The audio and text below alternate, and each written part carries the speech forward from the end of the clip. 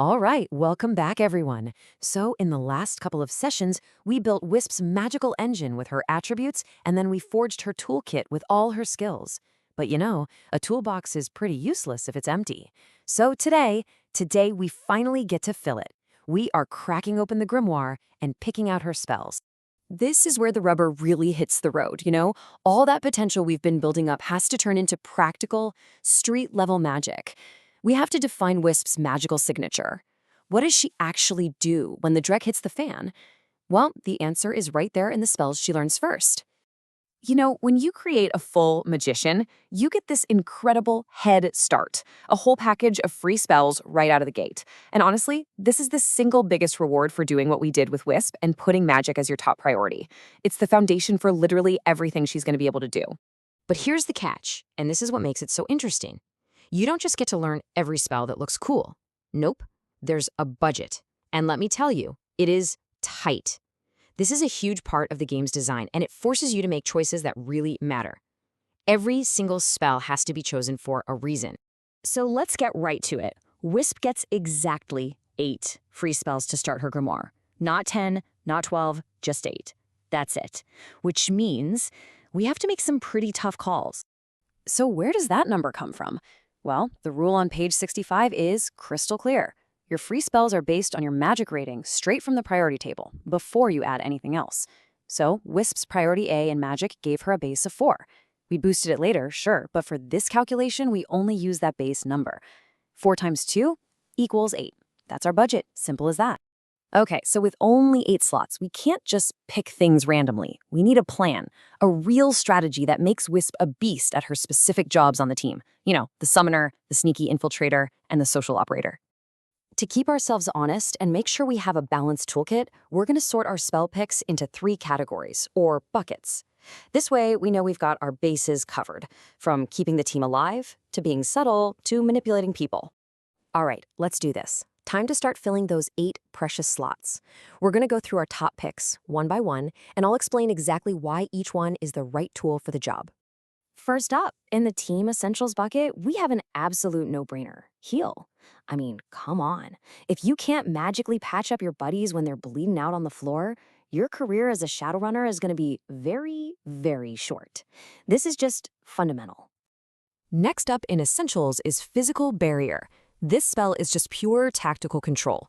Need instant cover in a firefight? Bam, you've got a wall. Need to block a hallway to stop security? This is your go-to. It's all about changing the shape of the battlefield to give your team an edge. Okay, moving on to our Covert Ops bucket. We're starting with a classic, and for good reason. Improved Invisibility. This is the quintessential spell for any runner who would rather not be seen at all.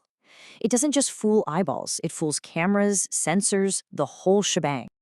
And this spell is the perfect example of how we're using magic to patch up Wisp's weaknesses. Remember way back when we only gave her a low agility and just 1 point in the stealth skill? This is why. Who needs to be graceful when you can use magic to literally vanish into thin air? Our second tool for Covert Ops is Levitate. The spell is all about creative thinking.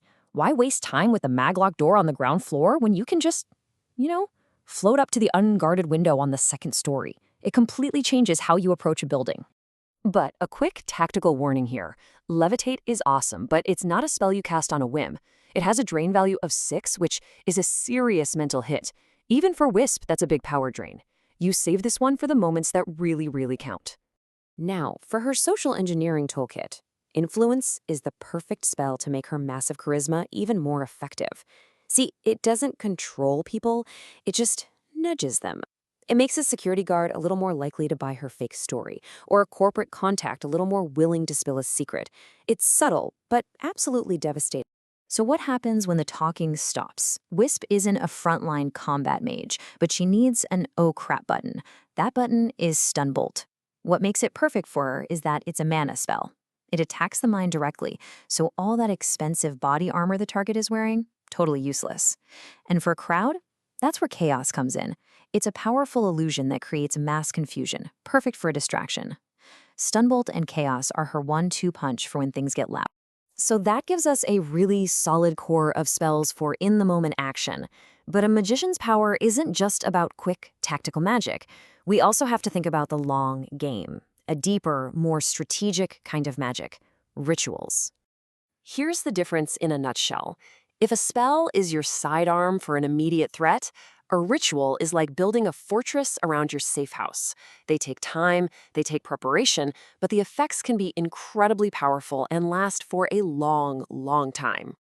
A perfect example of this, and something I think every runner team needs, is the ward ritual. This lets you create a powerful magical barrier around your hideout.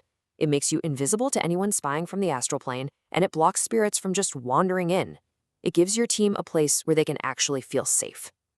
And here's the trade-off. Rituals are not a free bonus. If you want to know one at character creation, it has to take up one of your free spell slots. So choosing to take ward is a huge strategic decision. We're giving up one of our 8 precious tactical slots for long-term defense. And here it is, Wisp's complete starting grimoire. We've got our essentials, our sneaky tools, our social magic, our combat control duo of Stunbolt and Chaos, and the long-term protection of the ward ritual. It's a versatile, focused, and powerful list that fits perfectly inside our 8-spell budget. And just like that, the toolbox is full.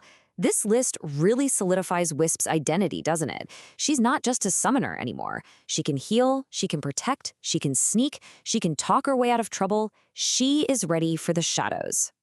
So that's our build and the strategy behind it. But hey, every runner's different. So I'll leave you with this question. If you were building a mage and you only had 8 slots, what is the one spell you would absolutely refuse to leave home without? Let us know down in the comments.